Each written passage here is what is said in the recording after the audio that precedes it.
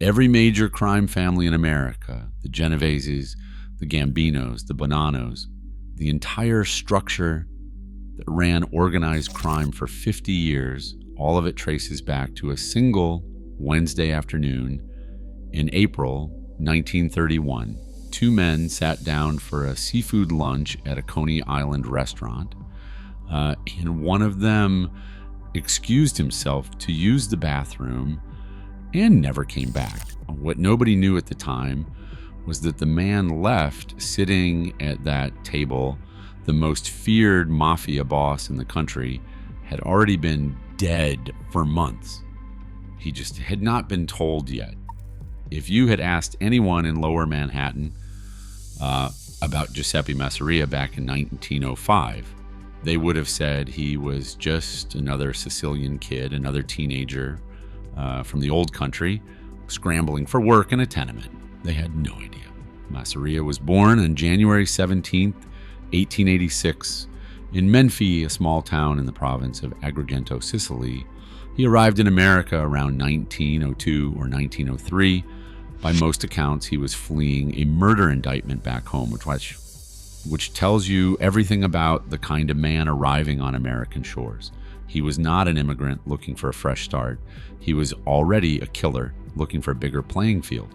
He fell in with the Morello crime family in East Harlem, the first organized mafia family in the United States, led by Giuseppe Pidu Morello, a man with a deformed right hand curled into a claw that earned him the nickname the Clutch Hand. The Morellos were not a street gang. They were a professional criminal operation imported directly from Sicily. Masseria worked as an enforcer, and honestly, it was the one job he was born for. But I think Masseria gets too much credit as some kind of criminal mastermind. He was not. He was a very effective weapon that happened to be pointed in the right direction at the right time. The Morello family gave him structure. Prohibition gave him money, and his willingness to do things other men would not give him a reputation. None of that required vision. It just required appetite. And appetite is exactly what got him to the top. But it is also what made every smart man around him start planning for the day they would not need him anymore. Talent alone does not make you a boss, though. Masseria needed to survive first. A burglary conviction in 1909 nearly derailed him. A prison sentence that began in 1913 for 4 to 6 years should have buried him. But Masseria came out harder than he went in and walked straight into the Mafia. Castellammarese War from 1915 to 1917. Sicilians versus Neapolitans fought in the alleys and tenements of Lower Manhattan. Gunmen were shooting rivals on crowded streets in the middle of the afternoon. The Morello family was fighting for survival, and Masseria was right in the middle of it, doing the kind of close-range work that most men do not have the stomach for. Most men did not walk out of that war. Masseria did. By the time Prohibition arrived in 1920, flooding the criminal underworld with more money than anyone had ever imagined, he was not just a survivor, he was the most dangerous man in the room. The problem was, he thought that would be enough forever. While Masseria was clawing his way to the top of the Morello family through sheer brutality, something was happening on the Lower East Side that he should have been paying attention to. A young Sicilian-American kid named Charles Luciano was growing up in a very different New York than the one Masseria understood, and he was watching things Masseria refused to see. Luciano saw Jewish gangsters like Meyer Lansky and Bugsy Siegel running brilliant operations. He saw Irish operators controlling the waterfront. Money was flowing across ethnic lines everywhere. And Luciano thought the obvious thought that Masseria was incapable of thinking. Why would you limit your business to Sicilians only? That is like opening a store and refusing to sell to half the neighborhood. Masseria recruited Luciano around 1920 as one of his gunmen, and this was the single worst personnel decision in Mafia history. not because Luciano was disloyal by nature, but because Masseria was putting a man with a 1930s brain into a 1900s organization and expecting him to be grateful for it. Meanwhile, Masseria was building his own mythology. The moment that made Joe the Boss a legend happened on August 9th, 1922, on 2nd Avenue. Gunmen rushed him as he stepped out of his apartment at 82nd Avenue. Masseria sprinted into a shop next door at 82's 2nd Avenue with bullets cracking past him. And when police found him, he was sitting dazed, completely untouched, still wearing his straw hat with 2 bullet holes punched clean through it. Not a scratch on him. When word spread through the underworld, the mythology around Joe the Boss exploded overnight. He was the man who could dodge bullets. And I believe this moment ruined him, not just because it made him arrogant, although it absolutely did. It taught him exactly the wrong lesson about how the world works. Masseria walked away from that ambush, thinking survival was the same thing as winning. It's not. Survival just means you're still standing when the next problem arrives. And Masseria's next problems were going to require a lot more than luck and a fast pair of legs. His rival, Umberto Valenti, had ordered that hit, and just 2 days later, on August 11th, Masseria lured Valenti to a meeting at a restaurant on East 12th Street. Valenti realized too late it was a setup and tried to run. He was shot dead on the street, reportedly by Luciano himself. That was the Masseria playbook, all aggression and no subtlety. It worked in 1922, but the young gunman who killed Valenti on that sidewalk was already thinking about a very different kind of organization, and Masseria never picked up on it. By 1928, after rival boss Salvatore D'Aquila was murdered on October 10th, Masseria became the undisputed capo dei capi of the New York Mafia. And his first move as boss of all bosses was to start taxing every other criminal organization in the city. He demanded tribute from gangs he didn't run, from operations he didn't build, from men who owed him nothing. If you ask me, this is where Masseria lost everything, long before the war even started. Not in any shootout, he lost it at his own dinner table.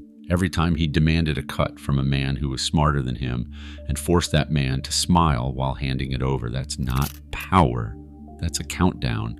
And they were all counting. Every single one of them. Masseria just didn't know it because the plotting was happening inside his own organization, at his own table, by the men he trusted most. And while Masseria was shaking down every gang in the city, his own lieutenants, Luciano, Vito Genovese, Frank Costello, Joe Adonis, were watching him refuse to work with non-Italians and settle every disagreement with a gun. They all reached the same conclusion. This man is going to get us all killed. Masseria would look back on ignoring these frustrations and wish he'd made a different call. But getting rid of Joe the Boss wasn't something you just decided to do one morning. He had too many soldiers, too much territory, and too many people who were afraid of him. Luciano and his crew needed something to break the balance, something that would weaken Masseria enough to create an opening. In February 1930, they got it. The Castellammarese War erupted between Masseria's faction and a rival group led by Salvatore Marenzano, a boss from Castellamare del Golfo in Sicily. Marenzano was old world like Masseria, but more intellectually ambitious. He modeled himself on Julius Caesar, which is a red flag that nobody at the time took seriously enough. Any man who compares himself to a Roman emperor is telling you exactly how his story is going to end. I'll say this for Marenzano, though he at least understood that organized crime needed structure beyond one man giving orders. But he made the same fatal mistake of crowning himself king the moment he had the chance, which is exactly why Luciano had to remove him too. Neither old world boss could build something that would outlast their own ego. That took someone willing to share power, and Masseria never had that instinct. The war itself was brutal, and it hit Masseria where it hurt most, On August 15th, 1930, Giuseppe Morello, Masseria's consigliere and the original clutch hand himself, walked into his office at 352 East 116th Street in East Harlem to collect loan shark payments. Maranzano's gunmen were waiting inside. They shot Morello to death at his desk.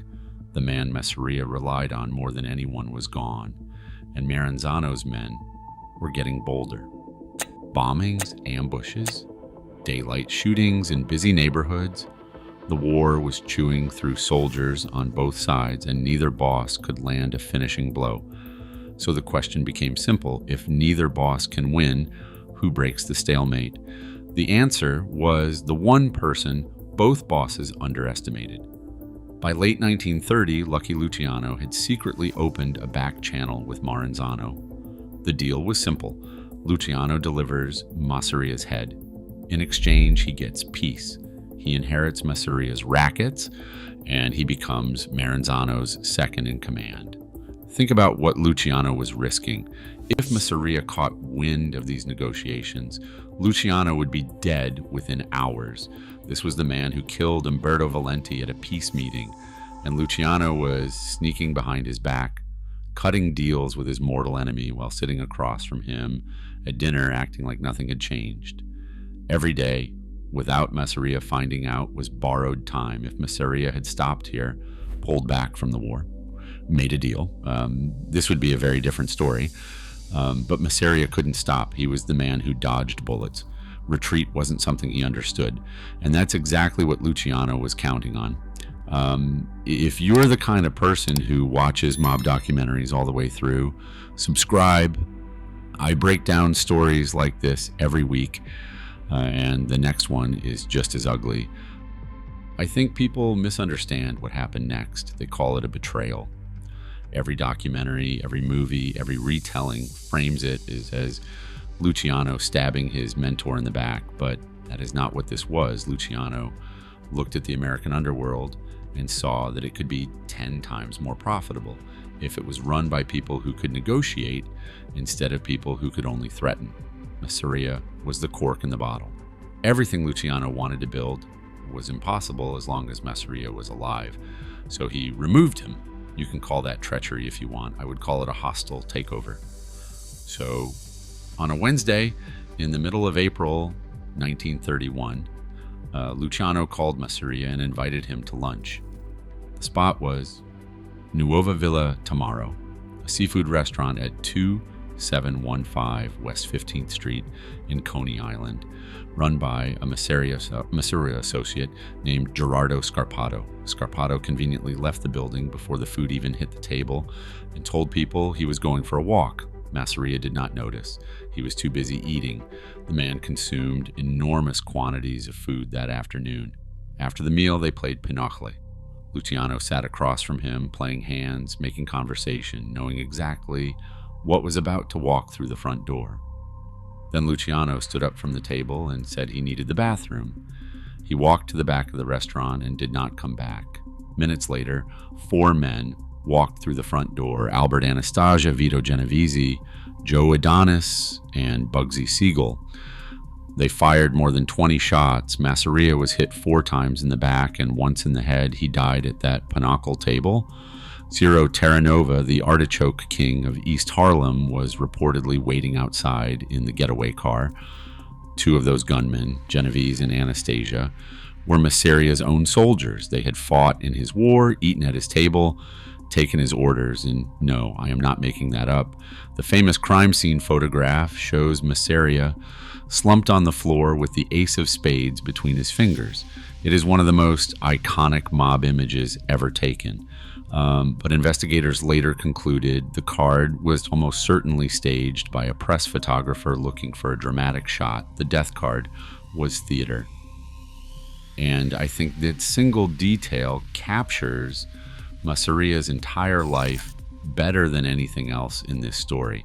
He was always the last person in the room to understand what was actually happening around him. He thought he was the main character. He was the prop. Despite being shot more than 20 times in broad daylight in a public restaurant, the murder went completely unsolved Luciano had an alibi.